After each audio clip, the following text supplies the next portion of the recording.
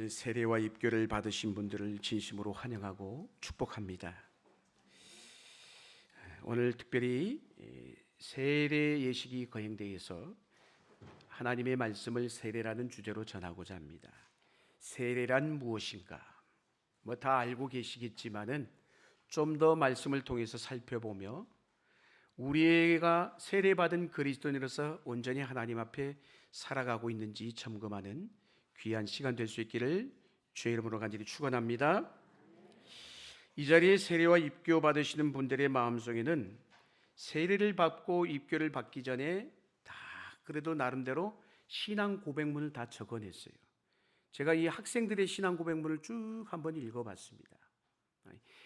교회 다니기 이전의 모습, 교회를 어떻게 다니게 됐는지, 그 경위, 또 그리고 교회 다니고 나서 어떤 삶을 살았는지, 그러면서 나의 신앙 고백을 써내라고 했어요. 그래가지고 다 이렇게 A4 용지에 이렇게 다 써냈습니다. 자필로 썼더라고요. 자필로 썼는데 보니까 너무너무 상세하게 적었어요. 내가 어떻게 그 전에 예수를 믿게 되었는지, 못된 짓을 하고 잘못도 하고 죄도 저질렀던 내용들을 다 회개하며 고백을 했더라고요. 그리고 정말 이제는 예수님을 나의 구주로 영접합니다. 이런 마음으로 믿음의 고백을 다 담았어요. 그 중에는 모태신앙인도 있고 불신 가정에서 나오는 학생들도 있었어요. 그런데 오늘 어쨌든 자기 입술로 자기 마음으로 중심으로 예수를 구주로 고백하여 세례를 받게 된 것, 얼마나 기쁘고 감사한 일인지 모릅니다. 우리 모두가 진심으로 이들을 위해서 축복하며 기도하며 중보해야 될 줄로 믿습니다. 자, 세례는 기독교 입문 예식이에요. 여러분, 말하자면 내가 어떻게 하면 예수 믿는 그리스도인이 될 수 있을까? 라는 질문에 교회에서는 뭐라고 답을 하느냐? 다른 답이 없어요. 세례입니다 라고 답을 하는 거예요. 내가 예수 믿는 그리스도인이 되는 그 첫걸음이 뭐라고요? 세례라는 거예요. 세례라는 거예요. 많은 분이 그런데 이렇게 생각해요. 나는 교회 예배 출석하니까 나는 그리스도인이다, 이렇게 생각할 수도 있을 것이에요. 뿐만 아니죠. 어떤 분은 내가 그래도 등록한 교회가 있지 않나, 서귀포 반석교회 등록했으니까 내 저기 서귀포 반석교회에 있기 때문에 나는 예수 믿는 그리스도인이다, 이렇게 생각하기도 합니다. 그뿐만이 아니에요. 또 이런 분들이 있습니다. 나는 교회에 다니지는 않지만 예수를 믿는다, 예수를 믿고 있기 때문에 그리스도인이라는 거예요. 이해가 되세요? 그리스도인이라는 거예요, 여러분. 그렇게 생각하며 살아가는 분들도 있습니다, 여러분. 그러나 우리가 정말 어떻게 하면 그리스도인이 될 수 있을까라는 질문에 기독교가 탄생한 이후, 그때부터 지금까지 교회가 견지하면서 일관되게 공식적으로 답을 하는 건 뭘까요? 어떤 답을 하고 있어요? 따라합시다. 세례를 통하여. 세례를 통하여. 내가 예수 믿는 그리스도인이 되는 공식적인 답변이 뭐라고요? 세례를 통해서 이루어진다는 것이에요. 할렐루야. 그래서 오늘 우리 이 자리에 13명의 친구는 서귀포 반석교회 이제 예수 믿는 진정한 그리스도인이 된 거예요. 자, 그런데 우리가 세례를 받지 않고는, 그 말은 뭘까요? 거꾸로 뒤집으면 세례를 받지 않고는 그리스도인이 라고 말할 수 있다 없다? 없다라는 거예요. 우리 대한예수교 장로회 통합 측 장로계, 우리 교회도 그렇듯이 가장 많은 믿음의 성도들이 공동체가 참여하는 교회 총회가 있어요. 그게 뭘까요? 그걸 뭐라고 해요, 여러분? 제가 잘 가르치지 못했네요. 죄송합니다. 자, 가장 많은 믿음의 성도들이 모인 공동체가 참여하는 교인 총회, 뭐예요? 공동의회인 것이에요. 할렐루야. 우리는 이 총회를 공동의회라고 부릅니다, 여러분. 오늘 설교는 좀 교리적이라 딱딱할 수 있어요. 그러나 예전에 몰랐던 사실을 우리가 분명히 짚고 넘어가야 된다는 것이에요. 이 공동회원이 될 수 있는 자격이 뭐라는 거예요? 세례교인인 것이에요. 세례교인인 거예요. 다른 게 없어요. 세례교인의 세례교인이 교인의 가장 기본적인 구성단이라는 것이에요. 그러므로 세례 예식은 교회적으로 매우 중요한 의미가 있는 거예요. 반석교회 교인은 몇 명이야? 라고 얘기하면 어떻게 해야 돼요? 세례 교인 수를 얘기해야 되는 것이에요. 사실은 원래 그래요. 교회는 그리스도인으로 구성된 공동체이기 때문인 것이에요. 그렇다면 우리가 이 세례 예식은 어디서부터 시작이 되었을까? 세례 예식이 어디서부터 출발했어요? 오늘 말씀 읽었잖아요. 흥미롭게도 세례는 어디까지 거슬러 올라가요? 세례 요한까지 거슬러 올라가요. 세례 요한까지. 세례는 구약 성경에 나와요, 안 나와요? 세례 예식이라는 게 구약 성경에 있어요, 없어요? 성경을 안 읽으셨습니까? 답이 어려운 질문을 했나요? 세례 예식은 이스라엘 백성들이, 구약의 이스라엘 백성들이 행했던 의식이 아니에요. 구약 성경에 없단 말이에요. 구약에서도 여러분 물을 사용하는 정결 예식이라는 건 있었죠. 정결 예식이라는 게 있어요. 그렇지만 단회적인, 일회적인 의미로 행해지는 세례와 같은 의식은 있었다, 없었다? 없었다라는 것이에요. 물론 구약에서 일회적으로 행하는 의식이 있긴 있었어요. 그게 뭘까요? 할례. 아시죠? 할례라는 게 있어요. 그러나 할례는 물을 사용합니까, 안 합니까? 물을 사용하지 않지요, 여러분. 할례는. 더군다나 그 할례는 누구에게만 국한되어 있는 거예요? 남성들에게만 국한되어 있는 것이에요. 그런데 물을 사용하면서 남자도 여자도 모두에게 열려 있으며 받는 이마다 그리스도인이 되는 세례는 누구로부터? 세례 요한으로부터 시작되었다는 것이에요. 오늘 제가 공부를 시키는 거예요, 여러분. 세례 요한이 회개의 세례를 전하면서 요단강에서 물로 세례를 주고 있을 때 예수님께서도 세례 요한에게 오셔서 친히 세례를 받으셨어요. 본인 스스로가. 그랬죠. 그렇게 하심으로 예수님도 세례를 받았단 말이에요. 예수님도 세례를 받았는데 나라고 세례를 안 받습니까, 여러분? 예수님도 세례를 받음으로 세례라는 것이 뭐예요? 기독교 예전의 입문 예식이 된 거예요. 예수님도 받으신 세례이므로 우리는 이 세례를 받으면서 어떤 생각을 해야 돼요? 특별히 사순절 기간에 누구의 발자취를 따라가는 거예요? 예수님의 고난의 발자취를 따라가는 거예요. 그러니까 예수님을 따라가는 첫걸음을 내딛는 게 뭐예요? 그게 세례인 것이에요. 할렐루야. 그런 의미에서 세례는 내가 예수의 제자가 되는 첫 번째 단계이고 기독교의 입문 예식이다, 이렇게 말할 수가 있는 것입니다. 또 하나, 세례 요한이 세례의 두 가지 차원 중에 한 가지를 베풀며 뭐라고 했어요? 회개의 열매를 맺으라 라고 했어요. 뭘 맺으라고요? 회개의 열매를 맺으라 라고 했어요. 자, 이 부분을 조금 더 들어가면 이렇게 얘기하는 거예요. 자, 세례가 무엇일까? 오늘 본문과 이어지는 내용들을 통해서 우리는 한 가지 사실을 확인할 수가 있어요. 뭐예요? 세례에는 두 가지 단계가 있어요. 두 가지 단계. 자, 하나는 뭘까요? 요한이 베푸는 무슨 세례? 물 세례이고, 또 하나는 무슨 세례? 예수님이 베푸시는 불 세례 혹은 성령 세례라고 하는 것이에요. 아시겠죠? 그런데 여러분, 이 물 세례와 성령 세례는 떨어져 있는 것일까요? 아니에요. 아주 밀접하게 연결되어 있음을 알려주는 것이에요. 그러면서 이 둘을 연결되어 있음에도 불구하고 분명하게 서로 확연히 구분이 된다는 거예요. 물 세례는 물 세례대로, 성령 세례는 성령 세례대로 이렇게 구분이 되는 것이에요. 자, 우리가 물 세례를 아까 베풀었어요.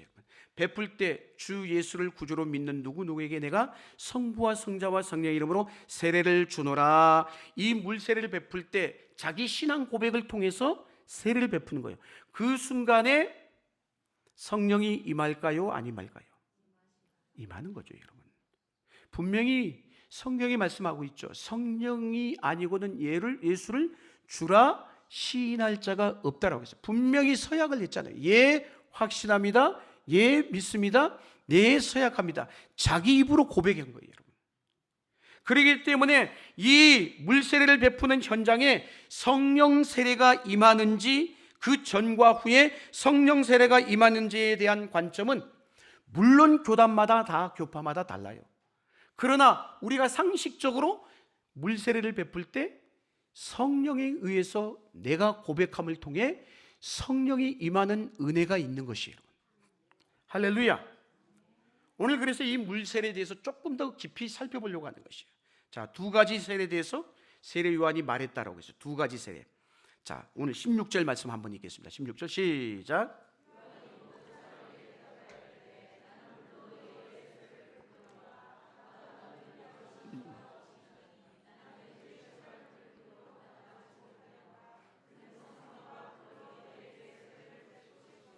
아멘. 자, 이 말씀을 딱 읽어보니까 세례 요한은 자기가 지금 베푸는 물 세례는 뭐라는 거예요? 장차 베풀 예수님이 베푸실 성령 세례를 준비하는 단계이구나. 이 사실을 세례 요한의 입을 통해서 분명하게 말을 하고 있어요. 그렇다면 물로 베푸는 세례, 세례 요한의 세례는 어떤 세례일까요? 성경은 이 세례의 성격을 이렇게 말씀하고 있어요. 누가복음 3장 3절 말씀입니다. 같이 읽겠습니다. 시작.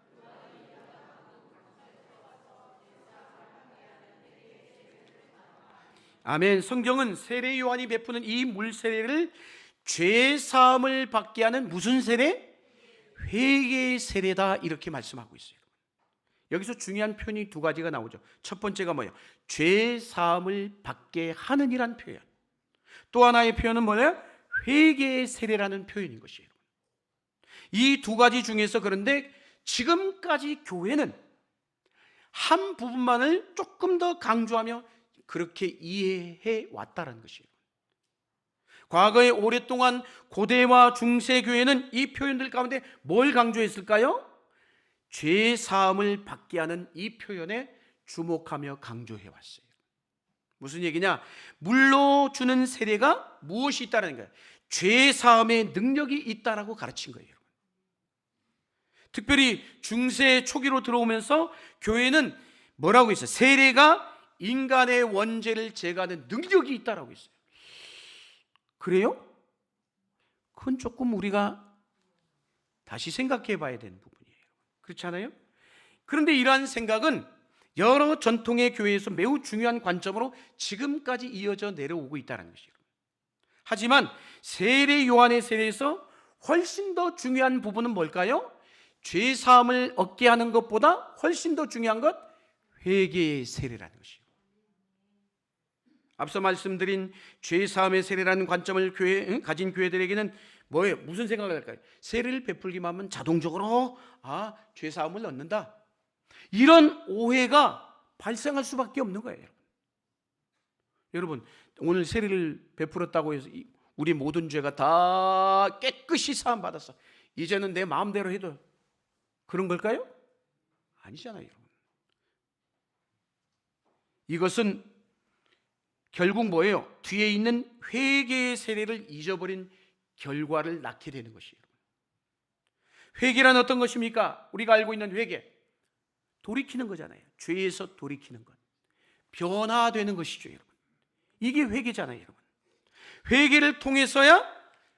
회개를 통해서만이 어디로 나아가는 것이에요? 앞에서 얘기한 죄 사함으로 나아가는 것이에요. 무엇을 통해서? 회개를 통해서. 죄 사함은 그래서 물로 하는 것이 아니라 무엇을 통해서? 회개를 통해서 죄 사함을 얻는 줄로 믿습니다. 물로 하는 게 아니에요. 근데 이 사실을 자칫 우리가 간과해 왔다는 것이에요. 그러면서 세례 요한이 뭐라고 얘기합니까? 자, 3장 오늘 7절에서 9절 이렇게 얘기하고 있습니다.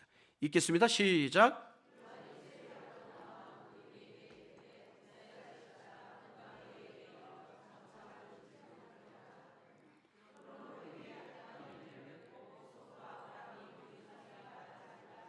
내가 너에게 이르노니 하나님이 능히 이 돌들로도 아브라함의 자손이 되게 하시리라. 이미 도끼가 나무 뿌리에 놓였으니 좋은 열매 맺지 아니하는 나무마다 찍혀 불에 던져지리라. 아멘. 세례 요한이 요단강가에서 나와가지고 물로 세례를 받는 사람들에게 뭐라는 것이요? 장차 올 종말과 심판을 준비하라는 뭘 전한 거예요? 회개의 메시지를 전했어요. 회개하라, 천국이 가까웠느니라. 세례 요한이 선포하는 이 회개의 세례는 단지 요단 강물에 죄를 씻고 나오는 어떤 신비로운 의식이 아니에요, 여러분. 아까 회개가 뭐라고 했어? 돌이키는 거라고 했어, 죄에서. 그 돌이키는 것, 진짜 회개하는 게 뭘까요? 회개했다라면 어떻게 돼야 되는 거예요? 변해야 되죠, 여러분. 회개한 열매가 드러나야 되는 것이죠. 오늘 저를 포함해서 우리 모두가 예수 믿고 다 여기 거의 세례받은 성도들이잖아요. 그런데 우리의 삶을 돌아보면 변화된 모습이 얼마나 있는지요. 하나님 앞에 너무 부끄러운 거예요. 우리 모두가 돌아섰다는 증거가 삶으로 보이는 것, 이걸 오늘 세례 요한이 말씀하고 있는 것이에요. 그래서 세례받은 사람들은 나를 위했던 이제 그 관계의 방향을 이제는 틀어서 바꾸어서 누구를 위한? 그동안은 나만을 위한 삶으로 살아왔다면 이젠 다른 사람들을, 타자를 위한 존재로서의 삶을 살아가는 것, 그게 변화잖아요, 여러분.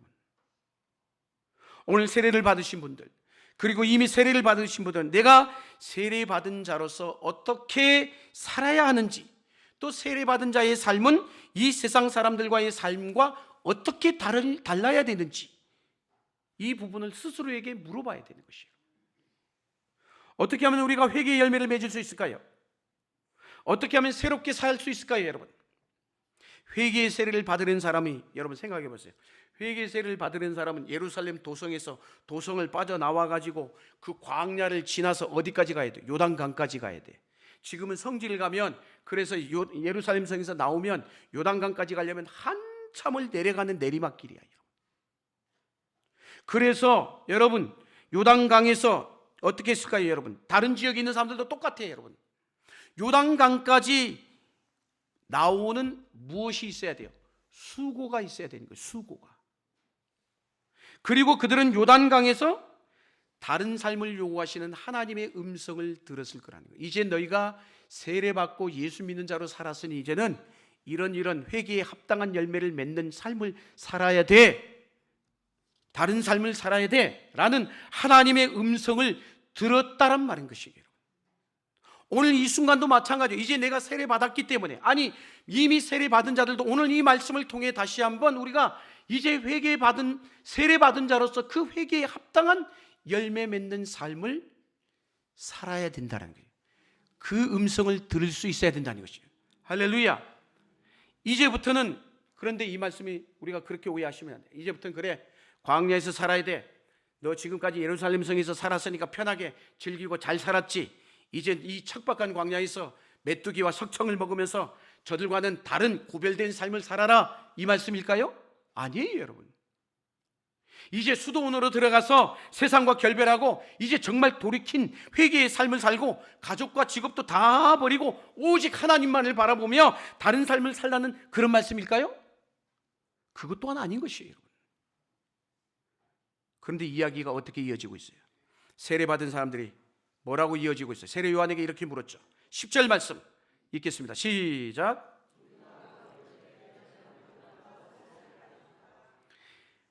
우리가 무엇을 그러면 하리까라고 물었어요. 회개의 열매가 있는 삶은 도대체 그러면 선생님 어떻게 사는 삶입니까? 물은 것이에요. 그러자 세례 요한이 이렇게 대답을 했어요. 11절 말씀 읽겠습니다. 시작.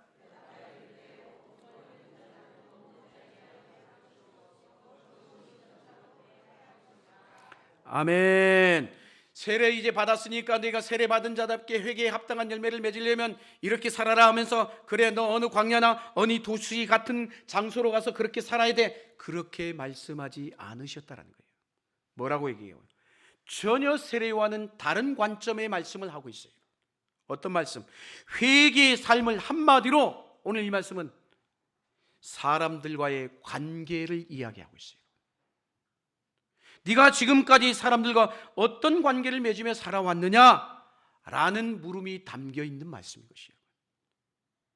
이기적인 생각을 가지고 나를 위하여 맺어왔던 모든 관계들, 이제는 뭐라는 거예요?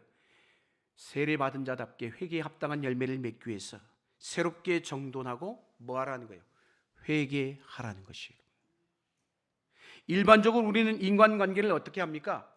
내가 잘 되려는 방편으로 사용하죠.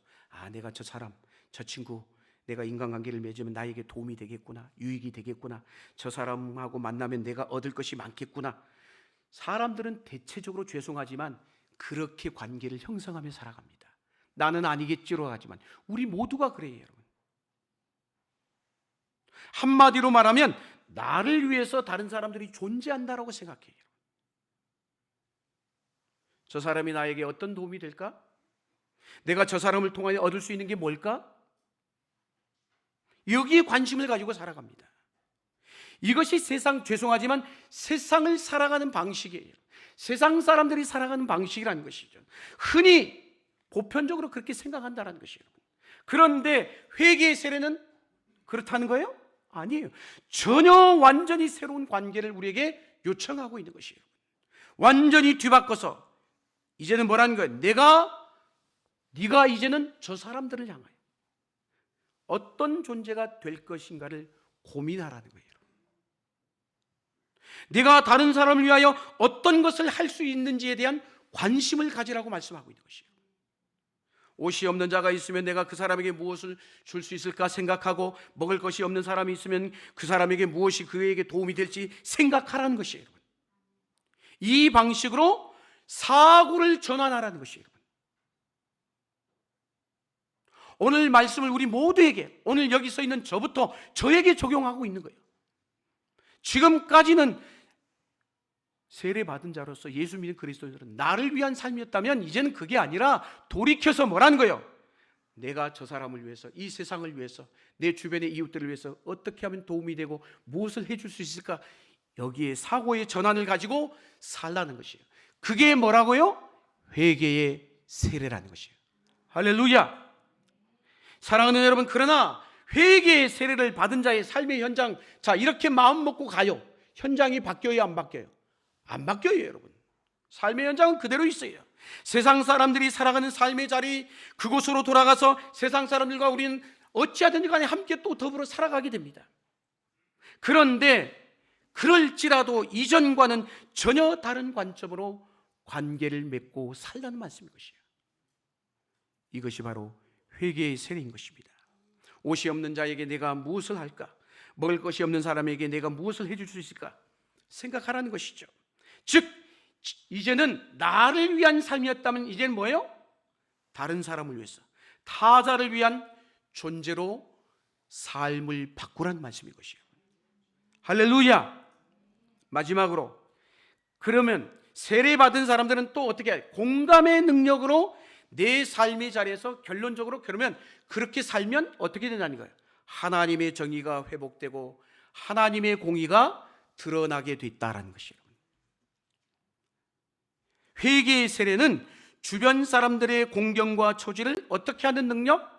공감하는 능력. 따라합시다. 공감하는 능력. 예수님께서는 이 땅에 오셔서 우리 인간들과 함께 하시며 누구보다도 공감 능력이 탁월하셨던 분이에요. 백성들을 바라보시며 불쌍해하시고 아파하시고 슬퍼하시고 그들에게 다가가셔서 위로하며 격려하며, 그게 예수님의 공감 능력인 것이에요. 옷이 없는 사람을 긍휼히 여기는 마음이 필요합니다. 먹을 것이 없는 사람이 느끼는 그 고통을 나도 느낄 수 있어야 됩니다. 그러한 공감의 능력, 긍휼의 마음이 필요하다라고 말씀하고 있는 것이에요. 다른 이의 고통을 나의 고통으로 느끼며 살아가는 것이 세례를 받은 사람이 살아가야 될 무슨 방식? 삶의 방식이라는 것이에요. 이처럼 다른 사람의 고통을 아는 것이 회개의 세례다, 이렇게 말씀하고 있는 것입니다. 또 오늘 본문은 이렇게 이어지고 있죠. 자, 오늘 말씀 12절에서 14절 말씀 이어서 읽겠습니다. 시작.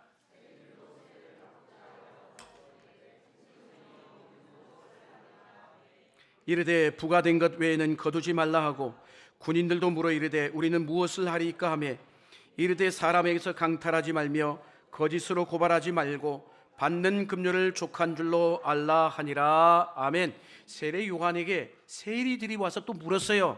선생님, 그러면 우리는 어떻게 살아야 됩니까? 그랬더니 세례받고 어떻게 새로운 모습으로 살아야 되느냐라고 물은 것이죠. 그랬더니 좀 있더니 또 군인들도 와서 물었어요. 군인들도 이제 내가 세례받았는데 선생님 어떻게 살아야 됩니까? 이렇게 세리와 군인들이 똑같은 질문을 던진 거예요. 흥미롭게도 세례 요한은 세리에게 뭐라고 답을 합니까? 회개하고, 야 이제 너 회개했으니까 회개하고, 그 세리라는 직업 아주 못된 직업이고 나쁜 직업이야, 이제부터 그 직업 때려치우고 살아, 이렇게 말했을까요? 그렇게 말하지 않았어요. 그것이 합당한 회개의 열매라고 말하지 않았어요. 군인에게는 또 뭐라고 했어요? 야 너 그 직업, 사람들을 죽일 수 있는 무기도 있고 권위도 있고 힘도 있으니까 그 직업, 그거 별로 사람에게 강탈하고 폭력을 가할 수 있으니까 그 나쁜 직업이야, 이제부터 그 직업 버리고 다른 직업을 찾아봐라, 그렇게 얘기했을까요? 그렇게 얘기하지 않았어요. 사랑하는 여러분, 물세례, 회개의 곧 세례를 받고자 하는 그들에게 광야에서 머무르거나 너희들이 가진 직업을 바꾸라, 그렇게 말하지 않았다는 거예요. 여러분, 오히려 뭐라고 했어요? 네가 지금 무엇을 하고 있든지, 너의 직업이 어떤 직업이든지, 네 삶의 형편과 처지가 어떤 상황이 있든지, 네가 있는 그곳에서 그 자리를 바르게 펴라라고 말씀한 것이에요. 할렐루야. 당시 세리들은 국가에서 요구하는 것보다 훨씬 더 많은 것을 요구해서 자신들을 착복하며 살았어요. 군인들은 자기들이 들려있는 무기를 가지고 권한도 주어졌기 때문에 얼마든지 사람들의 소유를 강탈할 수 있었다는 것이에요. 그런데 세례 요한은 뭐라고 했어요? 세례를 받은 세리와 군인들에게 이제 주어진 것 외에는 거두지 말고, 약한 자에게는 폭력을 행사하지 말고, 권한과 능력을 정의롭게 사용하라라고 말씀하고 있는 것이에요. 한마디로 이 말이 뭐예요? 요약하면 따라합시다. 정의를 회복하라. 정의를 회복하라는 것이에요. 정의롭고 바르게 살라라는 의미인 것입니다. 이것이 세례받은 사람이 살아가야 될 무슨 세례? 회개의 세례라는 것이에요. 우리 모두는 세례를 받았습니다. 그러므로 우리 모두는 무엇이에요? 그리스도인이에요. 그리스도인. 하나님께서 그런데 그 그리스도인 된 우리에게 요청하신 바가 있어요.